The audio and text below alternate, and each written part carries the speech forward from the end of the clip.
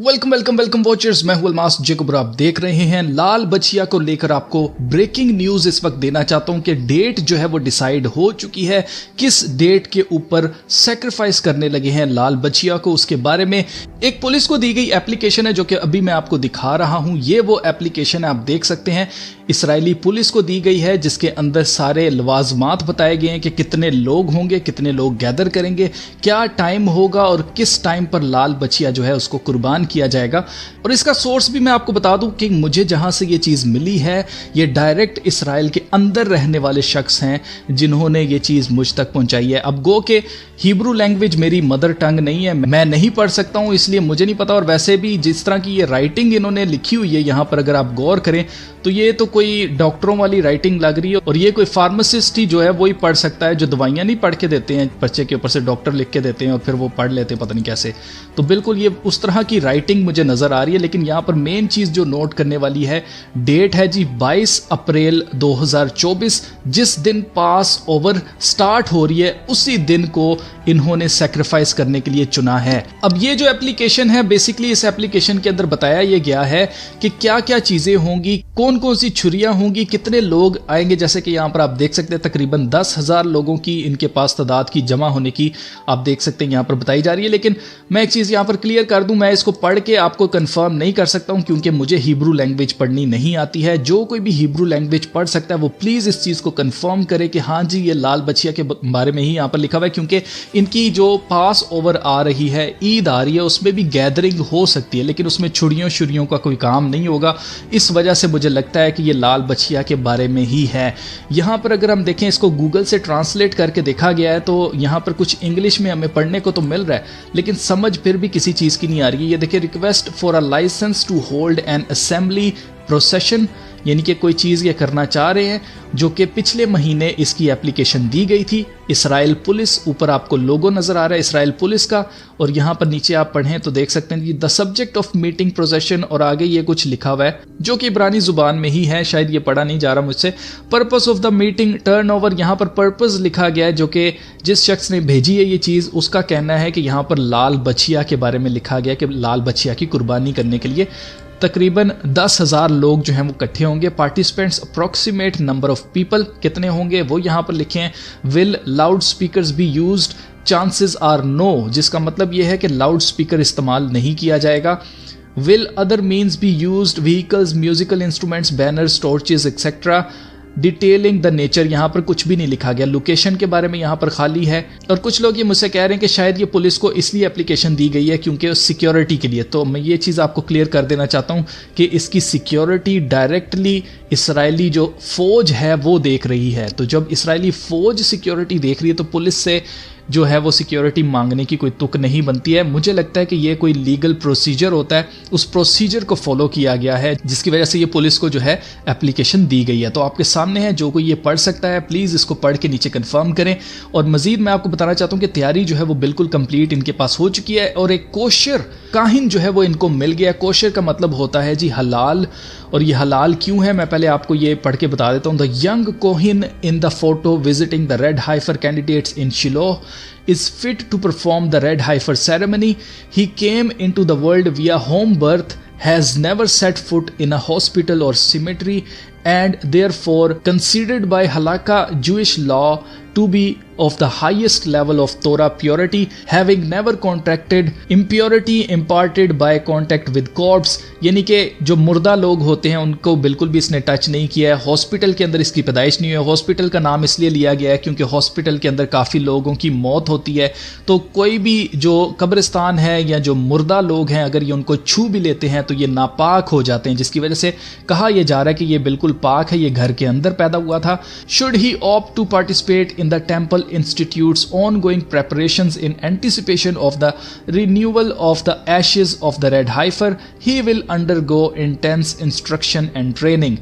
ये वो काहिन है जो कि बिल्कुल मुझे 17-18 साल का लड़का लग रहा है, जो कि मुझे नहीं लगता कि ये इन गाय को जो है वो ज़बह कर सकता है, लेकिन हो सकता है ये कर सकता हो, मुझे नहीं पता।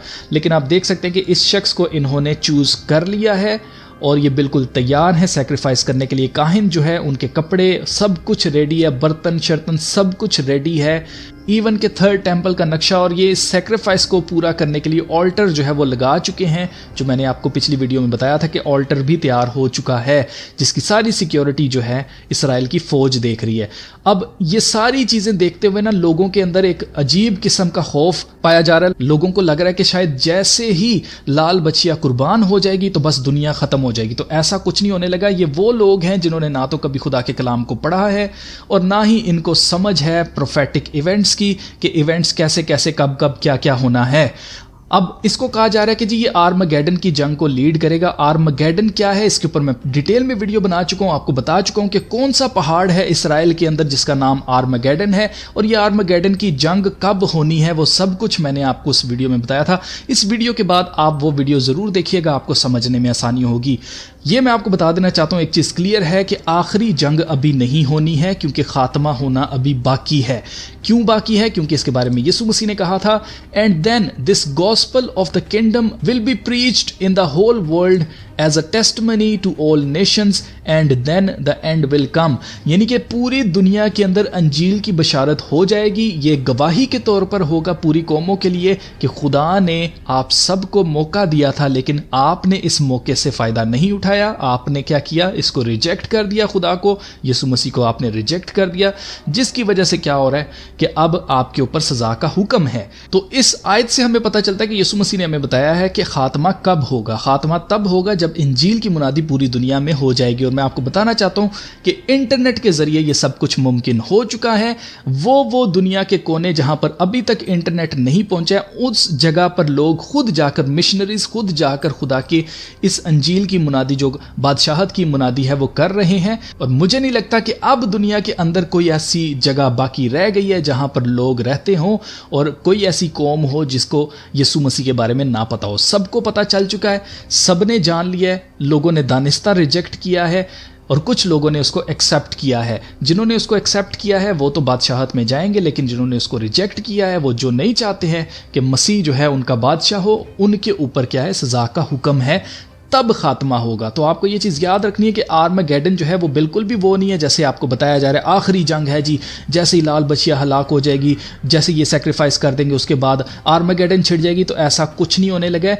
जंग ज़रूर होगी लेकिन वो आर्मगेडन नहीं है। जूझ माजूज की जंग हो सकती है। जूझ माजूज की जंग के बारे में आपको बता चुका हूँ कि खुदा के कलाम के अंदर कुछ चीज़ें ऐसी है जिसकी फुल फुलफिलमेंट एक ही दफ़ा में हो जाती है, कुछ की पार्शियल फुलफिलमेंट होती है। जैसे कि यीशु मसीह का आना पहली दफ़ा था और अब उनका दूसरी दफ़ा आना होगा, जिसका मतलब यह है कि यह पार्शियल फुलफिलमेंट थी और पूरी फुलफिलमेंट तब होगी जब यीशु मसीह दूसरी दफा आएंगे। इसी तरह से जूझ माजूज की जंग एक दफा पहले होनी है, इससे पहले कि मुखालिफ मसीह आए, और उसके बाद भी एक दफा होनी है जब यीशु मसीह आ जाएंगे। तो जो लोग आपसे ये कह रहे हैं कि बस दुनिया जो है वो कल ही ख़त्म होने लगी है, तो ये आपसे गलत बयानी की जा रही है। आपको बिल्कुल भी खौफजदा होने की ज़रूरत नहीं है। आपको ये समझना है कि प्रोफेटिक साइंस, उनकी टाइमलाइन क्या है, कैसे कैसे क्या क्या होगा। जैसे मैं आपको बार बार अपनी वीडियोस के अंदर बताता आया हूँ कि इसके बाद बनेगी तीसरी हैकल। तीसरी हैकल जब बन जाए तो आपने समझ जाना है कि अब मुखालिफ मसीह सामने आने वाला है। मुखालिफ मसीह कब आएगा सामने? जब आएगा तो पूरी दुनिया को पता चलेगा, क्योंकि वो पूरी दुनिया का एक ही बादशाह डिक्लेयर किया जाएगा।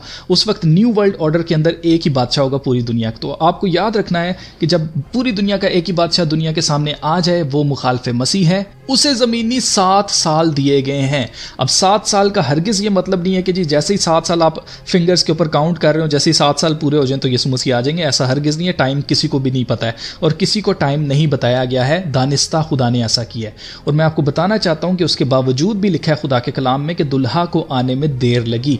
तो जो देर लगी है ना, वो तकरीबन 1.5 और महीने का टाइम है। यानी कि 7 साल 1.5 महीने आप अपने जहन में रखें। उसके बाद भी खुदा डिसाइड करेगा कि कौन से दिन, क्या उस 1.5 महीने के अरसे के अंदर ही यीशु मसीह ने वापस आ जाना है या उसके बाद आना है। उसके बाद भी कितनी देर लगती है, वी डोंट नो, क्योंकि खुदा के कलाम के मुताबिक खुदा ने खुद हम पर वो टाइम या वो जो दिन है वो रिवील नहीं किया है, लेकिन हमें निशानियां दी गई हैं।